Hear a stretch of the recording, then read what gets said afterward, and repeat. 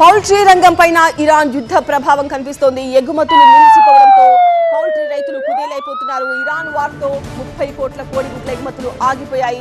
పౌల్ట్రీల్లో కూడా పెద్ద ఎత్తున నిల్వలు పేరుకుపోయాయి.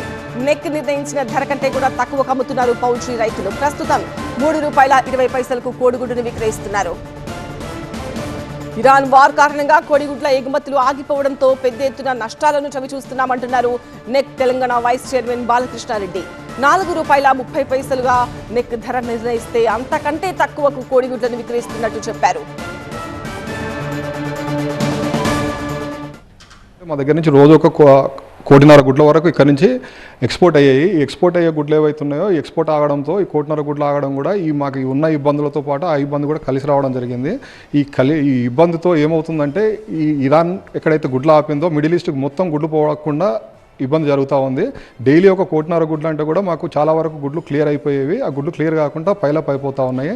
ఇప్పటికీ 2-3 రోజుల గుడ్లు స్టాక్గా నడుస్తూ ఉంది. రంజాన్ స్టార్ట్ అయినా ఇవన్నీ వదిలినా కూడా ₹4.75 అమ్మాము. అది కాస్త ఈరోజు ₹3.50 వచ్చింది. ఈ ₹3.50 రావడానికి కారణం ఏంటంటే ఆ గుడ్లు ఏవైతే మిగిలిపోతున్నాయో కనీసం ఇవి ఒక 15 రోజుల నుంచి గుడ్లు ఆగిపోవడం జరిగింది. షిప్లలో ఆగిపోయాయి. ప్లస్ లోడింగ్ ఏవైతే చేయాలో కంటైనర్స్లో లోడింగ్ చేసి ఎక్స్పోర్ట్ చేయాలో ఎక్స్పోర్ట్ కూడా ఆగిపోవడంతో ఇప్పటికీ కనీసం ఎంత లేదనుకున్నా ఒక 30 కోట్ల గుడ్లు ఆగిపోయినట్లు లెక్క. ఈ 30 కోట్ల గుడ్లు ఎక్స్పోర్ట్ అవ్వాల్సినవి గోడన్లలో కానీ షిప్లలో కానీ లేకపోతే ఏవైతే ట్రాన్సిట్లో ఉండాల్సిన ట్రాన్సిట్లో ఉండిపోయినాయి. కాబట్టి ఈ ఎఫెక్ట్ అనేది 30 కోట్ల గుడ్ల ఎఫెక్ట్ అనేది కొంచెం పానిక్ చేస్తూ ఉంది మా అందరినీ.